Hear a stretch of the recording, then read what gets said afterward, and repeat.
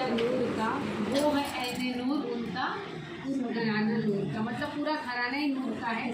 तो अगर बैक करने जाएं, अगर बैक से देखें तो एक बार का वाक़या है कि हज़रत गौसे आज़म को एक बहुत बड़ा ताजिर था, उसने कहा अपने इधर दावत पे बुलाया कि मेरी इधर दावत है, आप तशरीफ़ लाएँ। अब उसने जब दावत पे बुलाया तो शागिर्द वगैरह कहने लगे कि आप इतना बहुत ज़्यादा एक तो बिज़ी हैं, अभी आपको यहाँ पे दर्स देना है, बहुत कुछ काम है, आप नहीं जा पाएंगे। तो उन्होंने कहा, वो इस तरह से रो के गिर गया कि अगर वो कह रहा है तो उसके इधर ज़रूर जाऊँ। तो बोले वक्त निकाल के मैं जाऊँगा। और जब वहाँ पे हज़रत गौसे आज़म पहुँचे, दस्तरखान सजा, हर तरह की चीज़ें उसने रखी, उसके साथ एक बड़ी संदूक, बहुत कीमती संदूक बीच में रख दी। जब आप खाने से फारिग हुए तो उन्होंने कहा कि इस संदूक पर आप नज़र करें। जब हज़रत गौसे आज़म ने देखा तो उस संदूक के अंदर एक जवान अपाहिज लड़का उस संदूक के अंदर था। अब वो जब देखे तो बोले ये इस तरह से, तो वो ज़ारों कतार रोने लगा, कहने लगा कि लोगों की निगाह में तो मैं बहुत बड़ा दौलतमंद हूँ, बहुत बड़ा ताजिर हूँ, सौदागर हूँ, लेकिन ये मेरा जवान बच्चा, ये जवान बच्चा, इसको लूला भी है, बिल्कुल मतलब माजूर है, ढंग से देख पाता है ना कोई चीज़। बोले इसको मैं उठा के इसका पाखाना पेशाब हर चीज़ करता हूँ। मेरे दिल से पूछो कि जवान बच्चा इस तरह से पढ़ा है क्यों? आप हमारे हक़ में अल्लाह की बारगाह में दुआ करें। तब हज़रत गौसे आज़म ने, देखो मुसल्ला जो होता है ना, वो मोमिन के लिए बहुत बड़ा हथियार है। जब कभी वली अल्लाह को अगर कोई चीज़ की ज़रूरत महसूस होती है, वो कहीं नहीं सिर्फ मुसल्ला बिछा के अल्लाह की बारगाह में दुआ करे।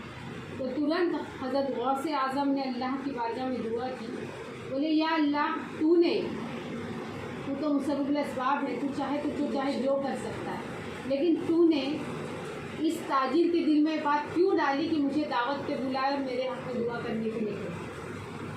अगर तूने ये बात इसके दिल में डाली है तो शफा देने वाला भी उनके अभी हाथ दुआ के लिए उठे ही थे, उसमें से वो बच्चा खड़ा होकर निकल। तो वली अल्लाह की दुआओं में वो असर है कि अल्लाह उनकी दुआओं को कभी रद्द नहीं करता। वो ताजिर बिल्कुल गिड़गिड़ा के उनके कदमों में कहने लगा कि इतने सालों से मैं परेशान था, लेकिन ये अल्लाह का करम ही कि उसने मेरे दिल में बात डाली कि तू गौसे आज़म के पास जा, उन्हें उस तरह से उनको इल्तिजा कर, तो उनके सदक़े में दुआ कबूल हो।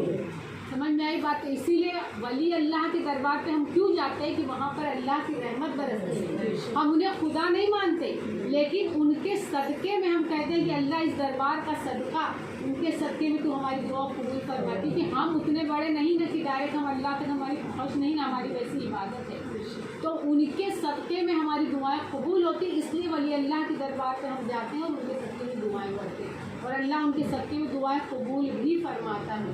तो इसलिए हमेशा ये कहा गया कि वली अल्लाह के सदक़े में, प्यारे मोहम्मद मुस्तफ़ा सल्लल्लाहु अलैहि वसल्लम के सदक़े तो पहले आदम अलैहिस्सलाम की माफ़ी कबूल हुई, तो अगर उनके ख़ानदान के वली अल्लाह के दरबार पर हम जाते हैं और दुआ करते हैं, तो इसमें हम लोग कोई शिर्क या कुफ्र नहीं करते। ये बात दिमाग में ले लें, हम उनको खुदा नहीं मानते, हम उनके सदक़े में दुआ करते हैं कि तो आप अल्लाह की बारगाह में जाकर दुआ कीजिए कि हमारा ये काम हो जाए। समझ में आए? तो इसलिए ये बात समझना बहुत ज़रूरी है कि अगर हम अलग अलग आस्थानों पर जाते हैं तो ये नहीं है कि हम उनको खुदा मान रहे हैं। अल्लाह एक है और हमारा कलमा भी है कि ला इलाहा इल्लल्लाह मुहम्मद रसूलुल्लाह। और उनके जो प्यारे हैं, अल्लाह ने फरमाया कि तुम जिनसे मोहब्बत करोगे उनके साथ उठाए जाओगे। तो हम चाहते हैं कि हम अल्लाह और उसके रसूल और वली अल्लाह की मोहब्बत में रहें, ताकि उनके साथ हम उठाए जाएँ इंशाअल्लाह। अभी एक औरत का और वाक़या और चालू करो।